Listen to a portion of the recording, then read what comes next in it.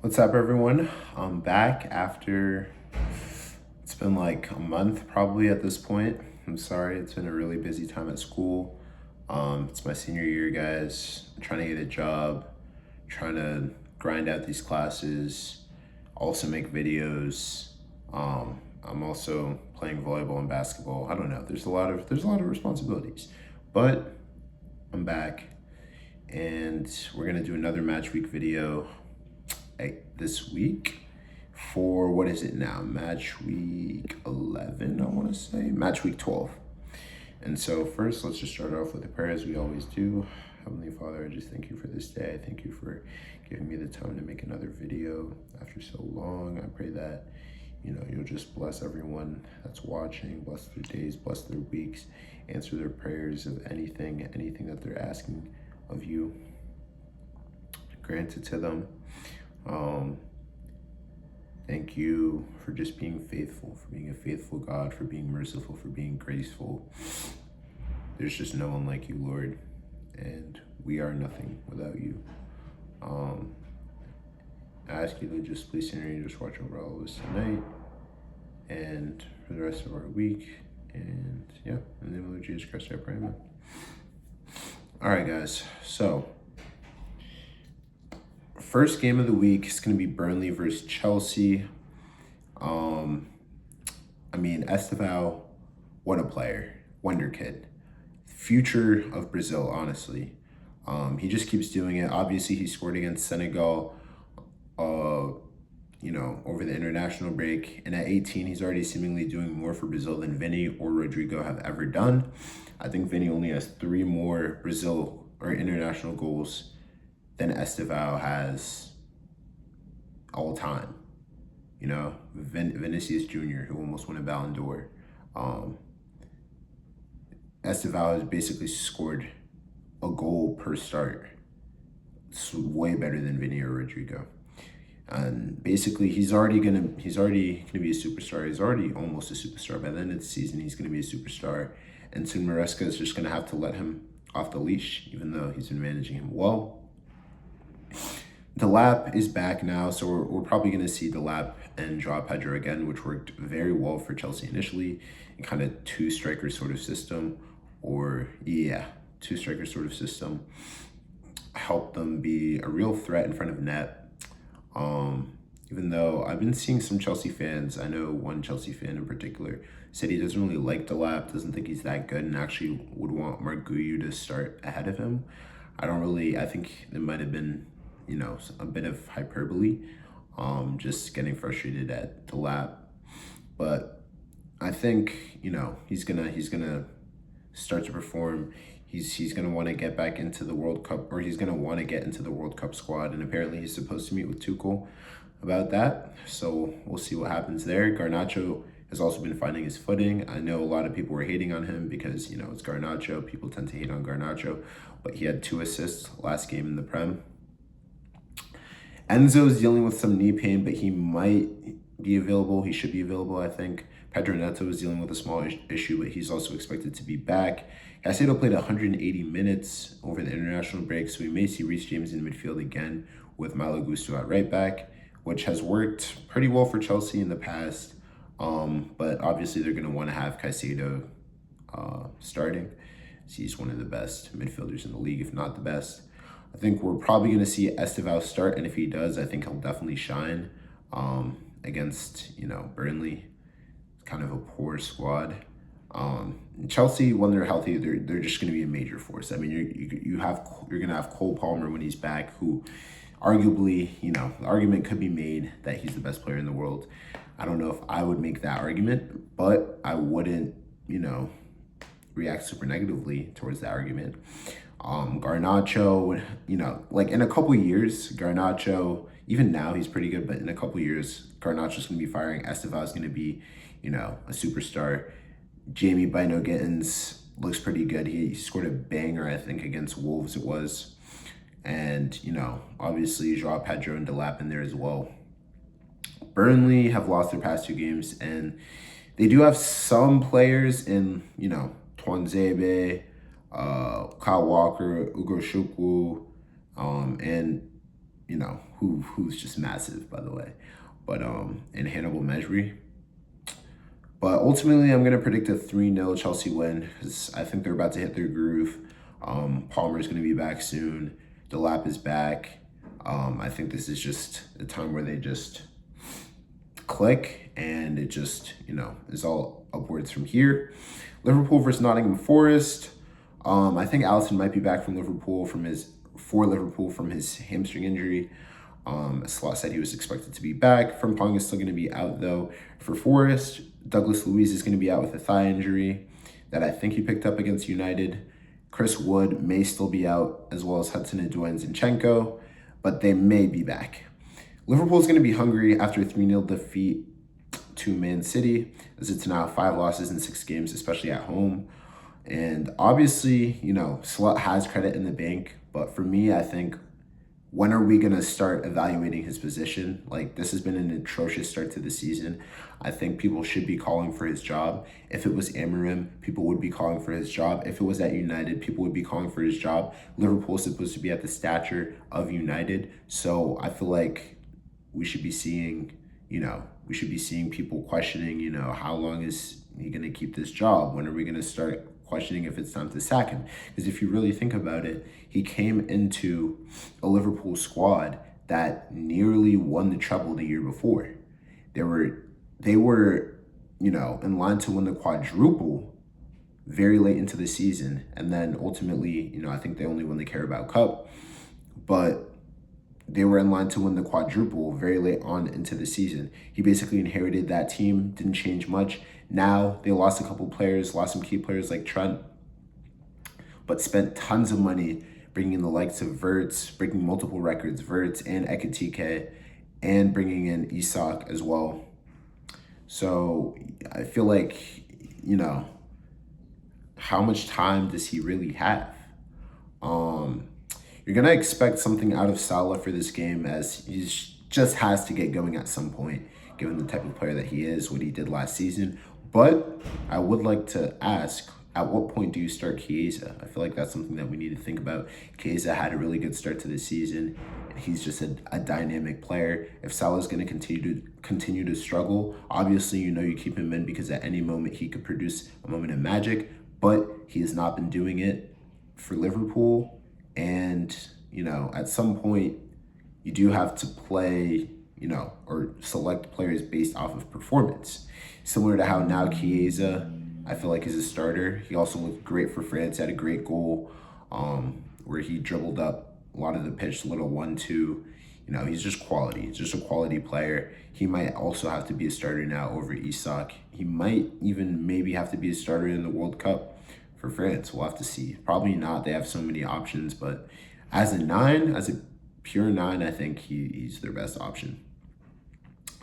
I'm going to expect the old Liverpool midfield of last season that helped them win, the title with Gravenberch, McAllister, and Szoboszlai. And I think Wirtz is going to play on the left. I think Kirkes should start. We may also see Robertson, but I think, they could be expansive this game. I think you're going to want to see Kirkes. I think Elliot Anderson versus Szoboszlai is really the headline for this match. 2 dominant midfielders, arguably 2 of the best performing players for these teams this season. And yeah, for me, in terms of Nottingham Forest, I really do want to see more Omar Hutchinson or James McAtee. Haven't been seeing enough of them. Young, exciting players, dynamic. So yeah, definitely want to see more of them. But not sure if you're going to see that in a Sean Dyche team, but we'll see. But I'm going to predict a 3-1 Liverpool victory. On to Bournemouth versus West Ham. I think this may be a tough game. Bournemouth just got battered 4-0 against Villa and 3-1 against City. Obviously, Bournemouth is a great team, though. Semenyo is going to be out, though, probably after getting an ankle injury with Ghana. Adam Smith, Kluivert, and Unal, who are key players for Bournemouth as well, are also going to be out. For West Ham, there's an interesting situation where Fulkrug seems to want out. Obviously, he's not had a great start to his career at West Ham. It's not really worked out for him, the move. And so I think he wants to move out. So that's something to look out for. Lucas Paquetá is probably going to be out. We may see Souček come back into the starting lineup. I think it's going to be difficult for West Ham to create anything this game without Jared Bowen. I think it's going to be scrappy as both teams are going to be missing their most creative players, but I'm going to have to give Bournemouth the edge at 2-1. Wolves Palace, I think this is more of a straightforward game. Wolves are just so poor. They've still managed to not win a single game. Palace are coming off a draw to Brighton, who's, pretty good team. Gahey's out, though, which is going to be a huge loss for Palace. And he'll probably be replaced by Convo, I think his name was, something like that. But I'm just going to have to go with a 4-0 Palace win. I think it's going to get really bad for Wolves. Mateta is just going to be a threat. Obviously, Sarr, Munoz, Wharton, Yeremy Pino as well. He's been doing very well in that 10 role. I didn't know much about him, but he looks like he's a quality player. Palace are just a great team, very well coached by Oliver Glasner. Someone who, maybe Liverpool should be looking at if it doesn't go well with Slup. But Wolves are just not good. So, yeah. Brighton-Brentford, this is going to be a more interesting game. I think, Brentford are in good form, winning 3 of the past 4 games. Igor Thiago has been killing it at striker. He has the second most goals in the Prem, or joint second most goals in the Prem at 8 goals, tying Mbumo and Ivan Toney's records for goals in the first, most amount of goals for Brentford in the first 11 games. So Brentford really just did it again. I don't know how they keep finding these players, but, props to their scouting department. I think it's going to be a tougher game than most people think. Henderson and Damsgaard are underrated in midfield for Brentford, and Coyote and Shada are also really good. Matoma's still out for Brighton, which is going to be a massive loss for them, but I think they're going to be able to overcome it with, they got Minta. He's amazing. There are reports that Liverpool are looking at him. Jorginho Ruter, I love him as well. His close control, how he's able to carry the ball through multiple players. He doesn't go down easily. He's just a quality player. Pretty underrated, I would say, in the Premier League. Danny Welbeck, he's been a nuisance this season. Ayari, massive threat. Baleba, whenever he decides to pick up his old form, is also a great player. I'm just going to have to go with a 3-1 Brighton victory, although I could definitely see a draw or even a Brentford win. Fulham-Sunderland, I think Fulham are going to be pretty hungry to get one back at home after a 2-0 defeat. It has them at 15th, and they've been pretty good at home. That's where they've won most of their points. I think it was 91%, if I remember correctly. Sunderland are flying. I need to watch them more because when United played them, I'm telling you, they were awful. They were so bad. I don't understand how Sunderland continues to do this. Of course, they draw at Arsenal, which, sold my parlay. If Arsenal had conceded like 1 shot on target the whole month, and then all of a sudden they concede 2 goals at Sunderland. And I'm just confused because against United, Sunderland was so poor. They were so poor. Like, it was bad. Like, that was easily the worst team that we played all season. They made us look so good. But apparently they're really good. I need to watch them more, I think. So, because I just don't get how they're doing this. But Sander Berge, Jimenez, and Iwobi are going to be dangerous for Fulham, whereas Mukiele, Xhaka, Lefay, etc. are going to be dangerous for Sunderland. I wonder what's happening with Adingra. I was expecting to see more from him this season, but maybe he's injured. I don't know. He hasn't really done that much to my knowledge. But I think it's going to be a pretty neck-and-neck game. I'm going to predict 2-2, draw. Now, on to Newcastle versus Man City. Newcastle really need to win after 2 losses, and they will be at home, but Man City are on amazing form. I think they've really kicked into gear, and I don't think they're going to have very many losses for the rest of the season. Excuse me. It's going to be an incredibly dangerous City side with the new system where both of the wingers are inverting. The fullbacks kind of stay wide, but not on the forward line, a little bit deeper, more like midfield. And it kind of just creates so many overloads. And then when Doku's in the form that he's in, Foden's in the form that he's in, Haaland's always dangerous. Nico Gonzalez looks like a Rodri regen after, he's had this time to really bed in. He looks amazing. Cherki also just has so much quality. I think the City side is just so dangerous. They're going to be really hard to stop. At the same time, though, if anyone can, frustrate a Pep side, a more tiki-taka possession type system, I think it's going to be a team with the quality in the press like Newcastle. From the front, they lead with Gordon and Murphy. Even Voltamato, who's class, also presses very well. Joelinton, Bruno G, Tonali in midfield, they're just workhorses and they're physical. I think the physicality might be something that might be a little bit difficult for City's midfield to handle. So we could definitely see, Newcastle putting up a great fight. I also just love their attack. I want Alinga to get more minutes. I want him to start really over Jacob Murphy, but Murphy has also been playing really well.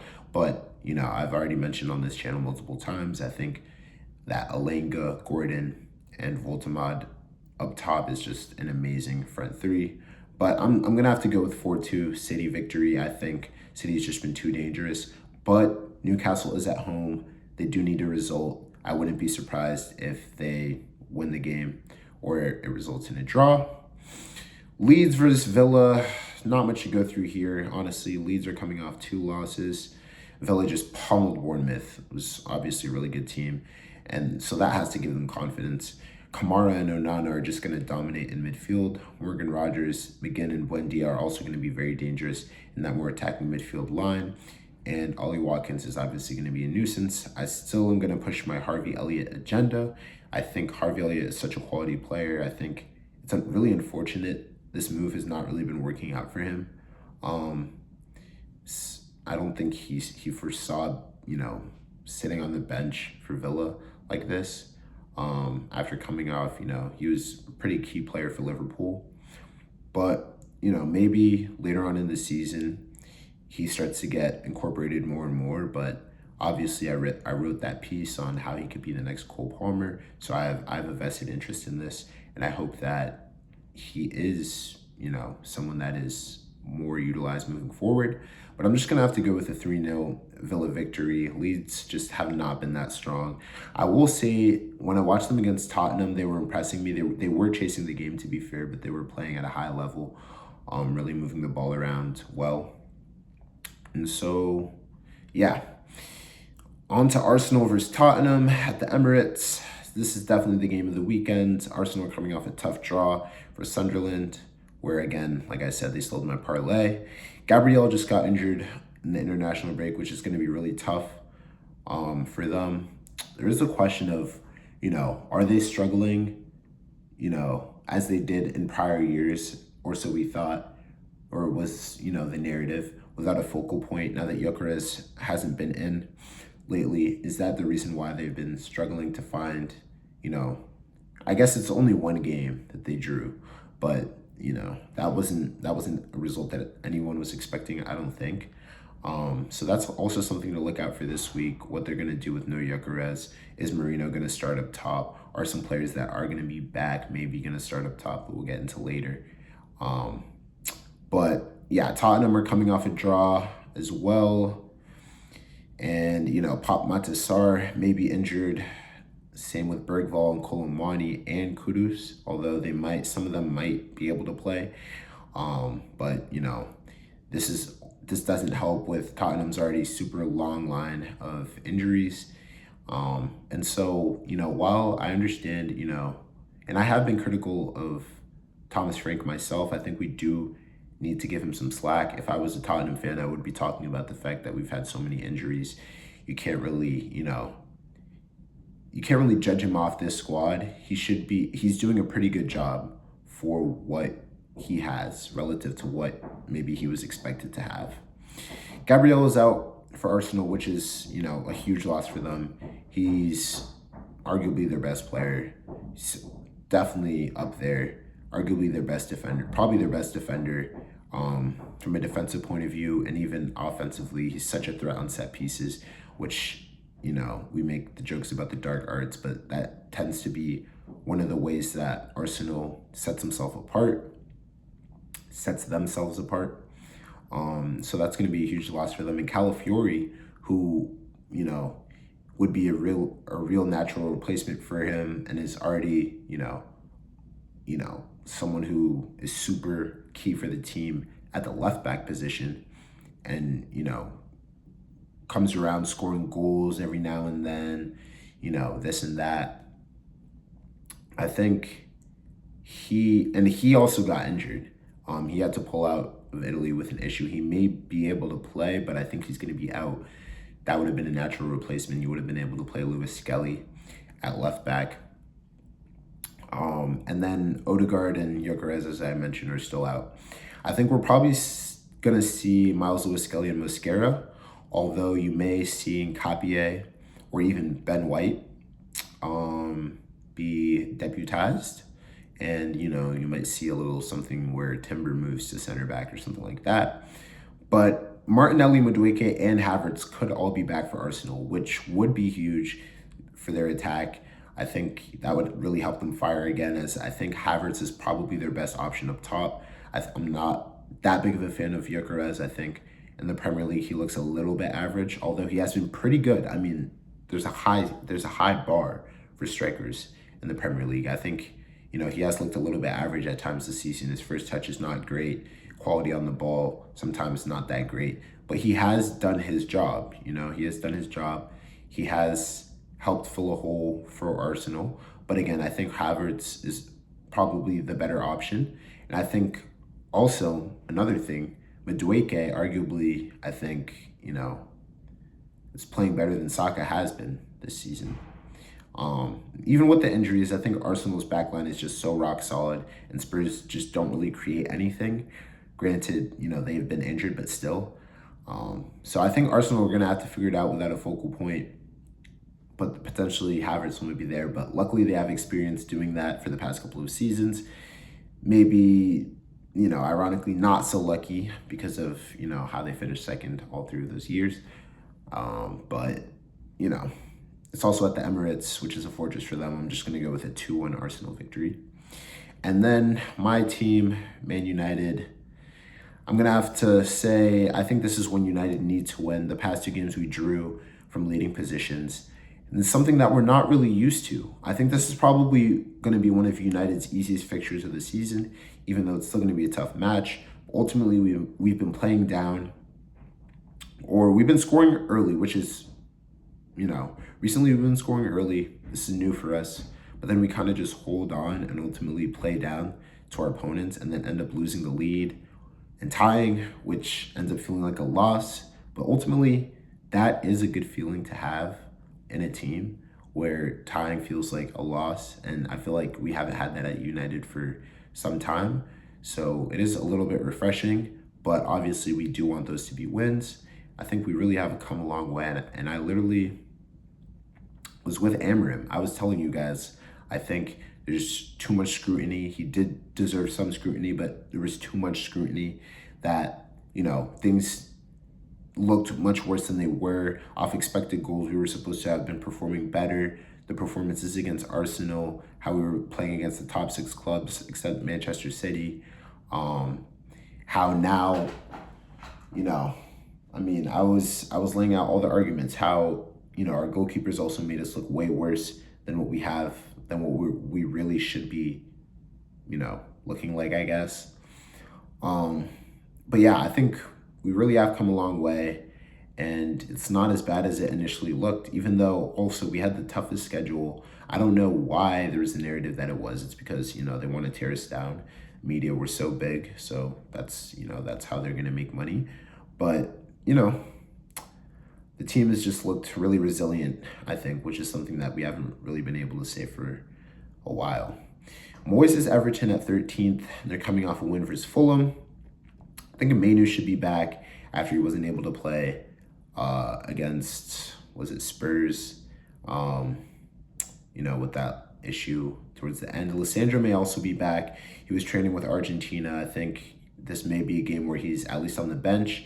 Probably not going to start, but I think we may see him on the bench, which is very encouraging, especially because what it means with Shaw, how maybe that allows for Shaw to play at left wing back, which I've already talked about, how it allows, him to arrive on the overlap, which I think is one of his strong suits, which he could teach Jorgu, just the timing of arriving, just the perfect time in the overlap. He can also underlap. his delivery is the best or second best on the team, potentially behind Bumo. I just think, Shaw left wing back is going to really help our attack. And I think also defensively it could help us. And I think Lissandro, I was watching, I think it was at Atlantis Football, or maybe it was somewhere, I think it was Atlantis Football, but it might have been AJ Analysis. And I don't know how I didn't think about it before. But Brian Mbumo is going to benefit so much also from Lissandro being at left center back, because Lissandro, we already know the quality that he has on the ball. Cunha is going to benefit because he's going to play the ball straight into Cunha's feet. In midfield, he's going to be able to turn and drive. He's going to get the ball to Bruno easier as well. But really, Brian Mbumo with those runs, how he always makes them relentlessly, he's going to profit so much from that, because Lissandro's always going to be willing to play the ball, and he has the quality to find him more often than not. So I think Lissandro being back just helps, in many, many facets. Such goes out, which just begs the question of, Xerxes at the 9, or maybe Mount as one of the 10s, have Cunha as the 9, which we've seen multiple times before, but more against, the top sides. Everton, I don't know if we're going to employ a similar kind of strategy against Everton. They are a physical side, so I would personally want to see Xerxes. You guys know I'm in the Xerxes camp. He's one of my favorite players. I think he just brings an excitement to the pitch. I think, he could also have a really good, relationship with Mbumo in particular, but also Cunha. I think having Cunha and him is just going to produce so many magic moments on the pitch. But also Mount has been having a great season, arguably better than Cunha. So, and Amorim loves him, so might see Mount. And one shot, I forgot which game it was, but we even saw Mount at left wing back in one of the games. And I think that even looked like a viable option until we figure something out there. I really want us to sign Liman and Die. I saw, Semenyo has a $65 million pound release clause in January. I wouldn't be upset if we triggered that, but people are saying, we don't know if he wants to play wing back. I think he would play wing back. And again, it's more of a winger. You see Ahmad, he's thriving in that position. But I personally would prefer Ndai. I think he could play, either wing back, either 10, which Semenyo can also do. But I just love his ball control. I've seen his work rate, firsthand on multiple occasions, and his work rate is immense. It would be one of the best in our team. We need players like that who are ready to cover the entire pitch, ready to die for the badge. And he's just got quality on the ball, quality in dribbling, quality in end product, which, none of our left wing backs have at this moment, unless maybe we put Shaw there. So that's someone who I would want to see at left wing back. But again, yeah, I think Mount at left wing back, that might be something we see again at some point in this season.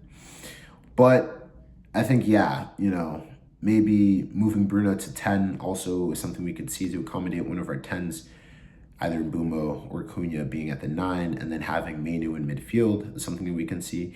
And I think Mainu could also start over Casemiro for the first time, in a long time. As, Amorim has said, people have this conception that Amorim doesn't rate Mainu. Amorim definitely rates Mainu. Any manager with eyes who knows football is going to rate Mainu. The problem is just that, there are some things where he's not, he may be not as disciplined as you would like in a two-man midfield. His positioning may not be the best defensively in a two-man midfield. Sometimes, Amorim has talked about the tempo before, but he has recently said, I think before last game, that it pained, that it hurts. We only have one game a week. And, I think that's good, because it's going to push the players, I want to play. Guys, we need the standards to be high so that next season we have more competitions that we're in, more people can play. But seeing as it is, Casemiro has been one of our most important players. We've only conceded 3 goals with him on the pitch. The rest of the goals that we've conceded this season have been with him off the pitch.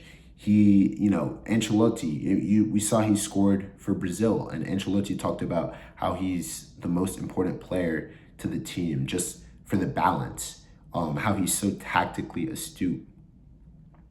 I think he's been so good. And when you're competing against Casemiro, who's a legend and is having a resurgence, is playing really well, contributing defensively and even chipping in with goals and assists.